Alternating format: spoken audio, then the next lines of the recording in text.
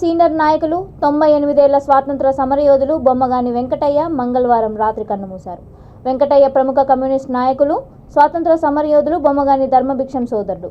ఆయనకు 3 కుమారులు, 2 కుమార్తెలు. కొద్ది రోజులుగా వృద్ధాప్య సమస్యలతో ఆయన బాధపడుతున్నారు. హైదరాబాద్లోని తన 2వ కుమారుడు దగ్గర ఆయన అస్వస్థతతో చనిపోయారు. ఆసుపత్రికి తీసుకువెళ్లగా అప్పటికే మరణించినట్లు వైద్యులు ధృవీకరించారు. వెంకటయ్య కుటుంబం అంతా కమ్యూనిస్ట్ పార్టీతో మమేకమైంది. ఆయన పెద్ద కుమారుడు బొమ్మగాని ప్రభాకర్ సిపిఐ రాష్ట్ర కార్యవర్గ సభ్యులుగా బాధ్యతలు నిర్వహిస్తున్నారు. 2వ కుమారుడు నాగభూషణం రాష్ట్ర నాయకుడిగా పనిచేస్తున్నారు.